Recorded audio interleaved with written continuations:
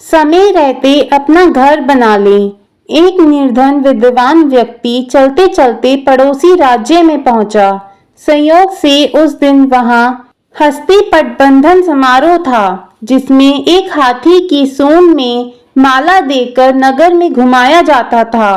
वह जिसके गले में माला डाल देता था, उसे 5 वर्ष के लिए वहां का राजा बना दिया जाता था। वह व्यक्ति भी समारोह देखने लगा। हाथी ने उसके ही गले में माला डाल दी।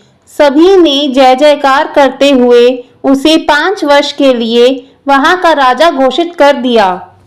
राजपुरोहित ने उसका राज तिलक किया और वहां के नियम बताते हुए कहा कि आपको केवल 5 वर्ष के लिए राजा बनाया जा रहा है। 5 वर्ष पूर्ण होते ही आपको मगरमच्छों व घड़ियालों से युक्त नदी में छोड़ दिया जाएगा। यदि आप में ताकत होगी तो आप उनका मुकाबला करके नदी के पार वाले गांव में पहुंच सकते हो। आपको वापस इस नगर में आने नहीं दिया जाएगा।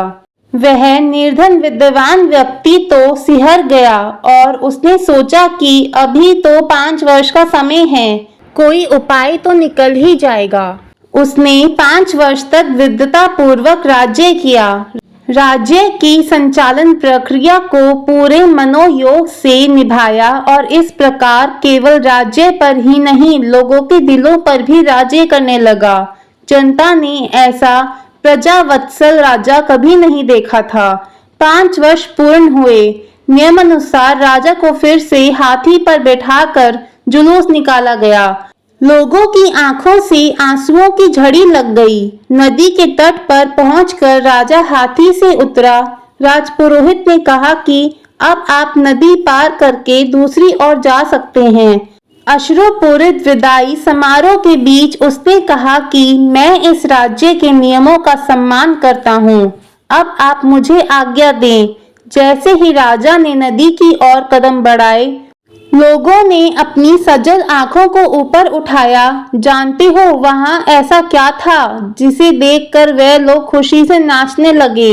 नदी के इस पार से उस पार तक राजा के द्वारा बनवाया गया एक पुल था, जिस पर राजा शांत भाव से चला जा रहा था, नदी के उस पार वाले सुंदर से गांव की ओर।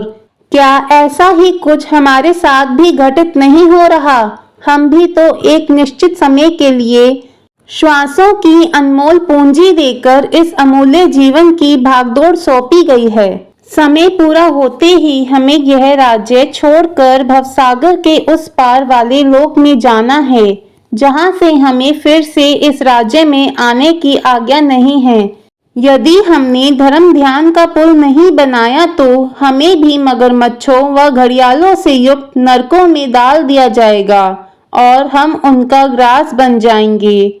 और अगर हम शांत भाव से भवसागर के उस पार वाले लोक में जाना चाहते हैं तो अभी से वह पुल बनाने की शुरुआत कर देनी चाहिए, क्योंकि आयु काल पूरे होने के बाद तो निश्चित ही जाना है।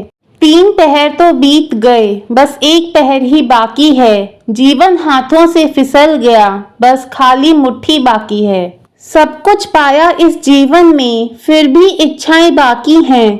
दुनिया से हमने क्या पाया?